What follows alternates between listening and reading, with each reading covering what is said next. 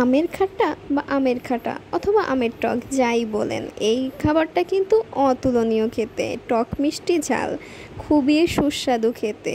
যারা কাঁচা আম লাভার আছেন তারা কিন্তু এই রেসিপিটা একবার খেলে একদম প্রেমে পড়ে যাবেন। এত সুস্বাদু খেতে, একদম ইউনিক একটা টেস্ট। তো তার জন্য এই রেসিপিটা কিন্তু পুরো দেখতে হবে। আমি কিন্তু 2টা আম কেটে নিয়ে নিয়েছি। এরপর একটা প্যানে দিয়ে দেব। কাঁচা আম কিন্তু সিদ্ধ হতে বেশি টাইম লাগবে না।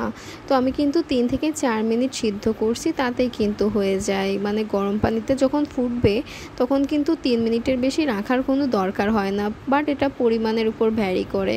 আমের খাট্টায় টকটা কিন্তু মেন পার্ট, মানে ঝোলের টকটা, তো ওটা কিন্তু বেশি সুস্বাদু লাগে। তো এই জন্য কিন্তু আমি পানিটা একটু বেশি পরিমাণে দিয়েছি, খুব বেশি না, মিডিয়াম পরিমাণে। এরপর কিন্তু আমি লবণ দিয়ে দিয়েছিলাম।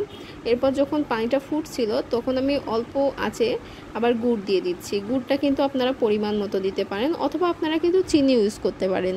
গুড়টা ইউজ করলে কিন্তু স্বাদটা একটু বেশি হয়, বাট চিনি ইউজ করলেও কোনো সমস্যা নেই, আপনারা চাইলে চিনিও ইউজ করতে পারেন। তো আমি গুড়টা দিচ্ছি, দেখুন কালারটা কি সুন্দর চেঞ্জ হয়ে যাচ্ছে, আর খেতে কিন্তু দুর্দান্ত হবে। তো আমি কিন্তু যখন সিদ্ধটা হাফের একটু বেশি হয়েছে তখন গুড় দিয়েছি।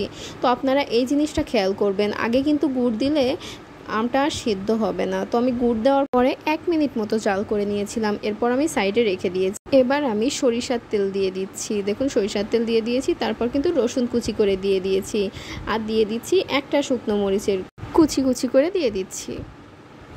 এরপর রসুনটা যখন লাল লাল হয়ে আসবে তখন দিয়ে দেব সাদা সরিষা আর কালো জিরা সামান্য পরিমাণে। এখানে কিন্তু আপনারা কালো সরিষা ইউজ করলে বেশি ভালো হবে, কিন্তু আমার কাছে সাদা সরিষা আর কালো জিরা দিলে বেশি টেস্ট লাগে, এই জন্য আমি এটা দিয়ে দিয়েছি। আপনারা চাইলে কালো সরিষাও ইউজ করতে পারেন। এরপরে আমটা দিয়ে দেব। আমটা দিয়ে কিন্তু সাথে সাথেই নামিয়ে নেব, এতে আর জাল করব না, মানে সাথে সাথে যখন বলকটা উঠবে তখনই নামিয়ে নেব। এই পর্যায়ে কিন্তু খুন্তি ইউজ করা যাবে না, বেশি নাড়াচাড়া করলে কিন্তু আমটা ভেঙে যেতে পারে। তো আমি কিন্তু এটা উঁচু করে হালকা করে সব কিছু মিক্স করে দিচ্ছি, সব মশলাগুলো মিশিয়ে দেব। তো দেখুন আমার আমের খাট্টা একদম রেডি হয়ে গেছে খুবই কম সময়ে, আর এই খাট্টাটা খেতে কিন্তু অতুলনীয় লাগবে। আশা করি আপনারা বাসায় অবশ্যই ট্রাই করবেন। আর এই আমের খাট্টাটা কিন্তু উত্তরবঙ্গের খুবই জনপ্রিয় একটি রেসিপি। উত্তরবঙ্গে কিন্তু এটা সবাই খুব পছন্দ করে। তো আমি কিন্তু ছোট থেকে এই রেসিপিটা আম্মুর কাছ থেকে খেয়ে আসছি, আমার কাছে দুর্দান্ত লাগে। আজকে নিজেই ট্রাই করলাম আম্মুর কাছ থেকে শেখা রেসিপিটা।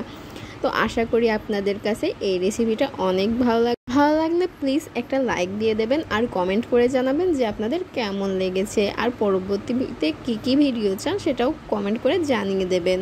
আজকের মতো এ পর্যন্তই। আজ যারা এখনও আমার চ্যানেলটাকে সাবস্ক্রাইব করেননি তারা অবশ্যই সাবস্ক্রাইব করে পাশে থাকা বেল আইকনটি অন করে দেবেন, যেন পরবর্তী ভিডিওগুলো আপনারা সবার আগে পেয়ে যান।